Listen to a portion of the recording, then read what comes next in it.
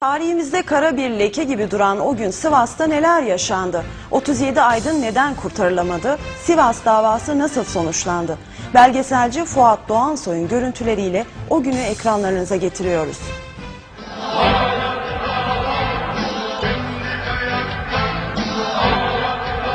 Ben anlarım. Bu acı bizim orayışı, hançer acısı. Bir ülkedeniz ne de olsa. Aynı dili konuşsak da anlamayız birbirimizi. Hançerin nakışı tanıdım acısından. Sivas işi. Aziz Nesin'in bu dizeleriyle tarihe düştü Sivas katliamı. 37 canın, sadece aydınların değil, şiirin, deyişin, türkünün, çizginin yakıldığı Sivas katliamının üzerinden tam 12 yıl geçti. Tarih 2 Temmuz 1993. Ankara'dan, İstanbul'dan, Anadolu'nun dört bir yanından binlerce kişi Sivas'ta buluştu. Amaç Pir Sultan'ı anmak, Kültür Bakanlığı'nın desteğiyle düzenlenen şenliklere katılmaktı. Oysa 15 gün öncesinden Sivas'ta bildiriler dağıtılmaya başlamış, Müslüman kamuoyuna başlıklı bildirilerde Sivaslılar cihada çağrılmıştı. Kafirler şunu iyi bilmeli ki İslam'ın peygamberini ve kitabını, izzetini korumak için bu uğurda verilecek canlarımız vardır. Gün Müslümanlığımızın gereğini yerine getirme günüdür. Cuma namazı çıkışında ise kalabalıklar harekete geçti. İlk hedef etkinliklerin yapıldığı kültür merkeziydi.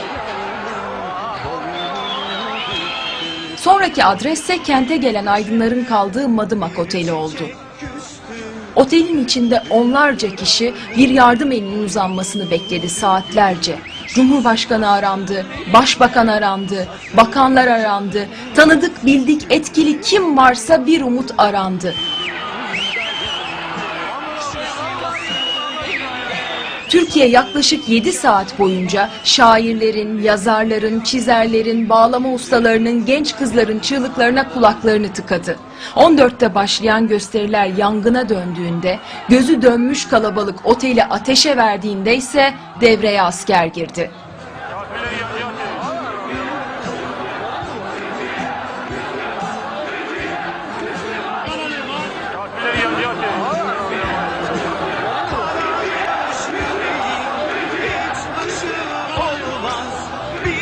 Tarih 2 Temmuz 1993.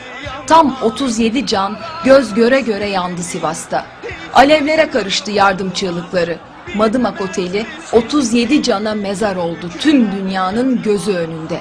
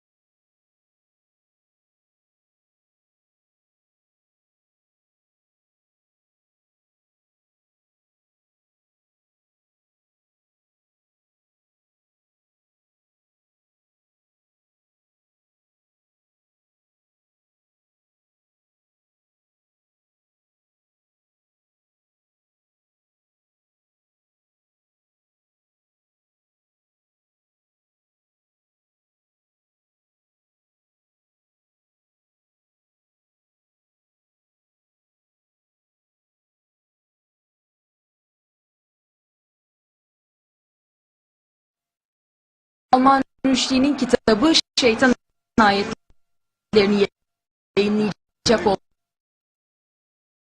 olmasını neden göstermişti.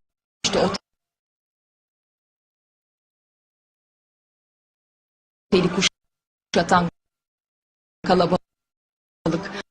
Tanıkların ifadesine göre Nesin, alevler iyice yükseldiğinde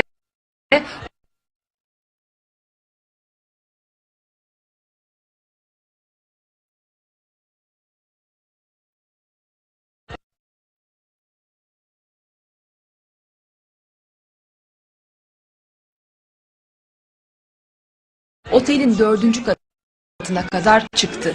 Pencereden sarkarak yardım istedi. Üstünde itfaiye eriyle birlikte bir araç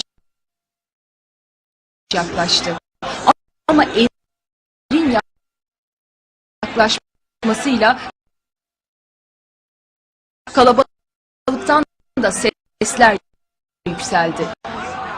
O ölecek olan adam. Onu kurtarmayın.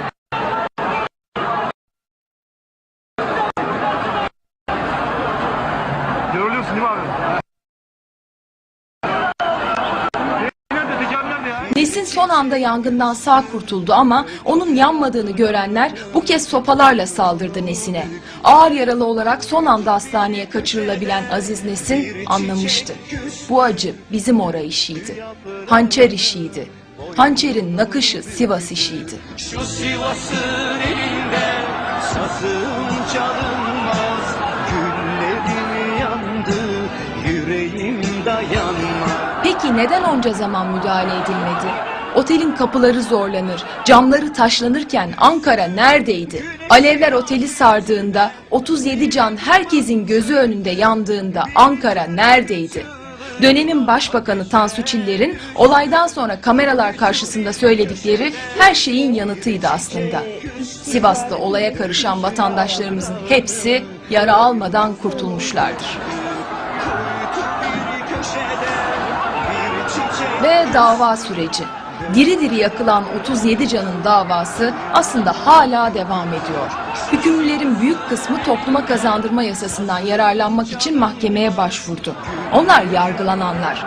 Oysa olaya katılan binlerce kişinin çok azı ele geçti, çok azı yargılandı.